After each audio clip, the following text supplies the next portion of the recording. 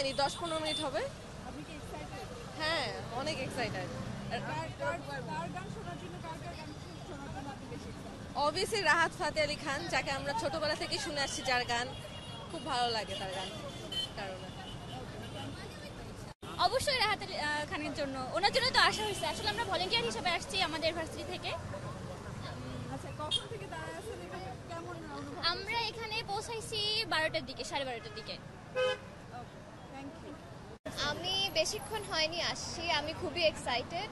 আমি হংকং থেকে এসেছি কয়েকদিন হলো, তো অনেক এক্সাইটেড আসলে।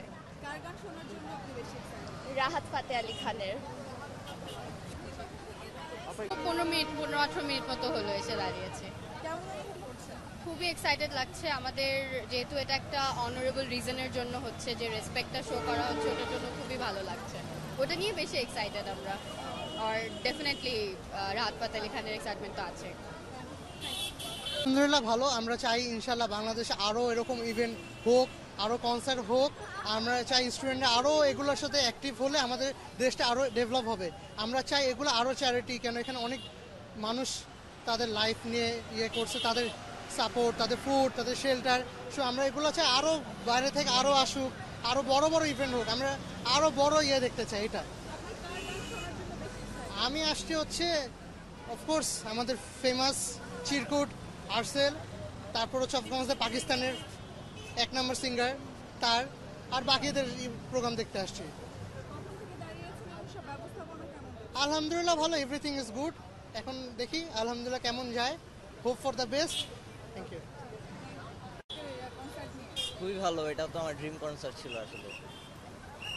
এটাতে কি নির্দিষ্ট থিমে আয়োজন করা হয়েছে? যে সমস্ত টাকা জুলাই স্মৃতি ফাউন্ডেশনে যাবে, সেই জায়গা থেকে আপনি কেমন অনুভব করছেন? খুবই ভালো, আমরা আসলে অর্গানাইজিং টিমের সাথে আছি, সো ওভারঅল এটা অর্গানাইজ করতে পেরেও ভালো লাগছে। And যেহেতু এটা ভালো কাজে যাবে অর্থটা, খুবই ভালো লাগছে। I am really damn excited, কারণ আমি ওর প্রত্যেকটা গান শুনছি। মানে এমন স্পেসিফিক না যে আই নো দিস সিঙ্গার, কিন্তু যখন আমি সার্চ করছি I was so dam excited যে আমি ওর প্রত্যেকটা গান জানি।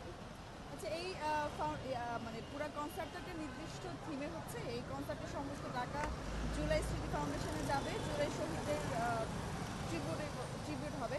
হ্যাঁ, সেই জায়গা থেকে আপনি কেমন ফিল করছেন পুরো বিষয়টা নিয়ে?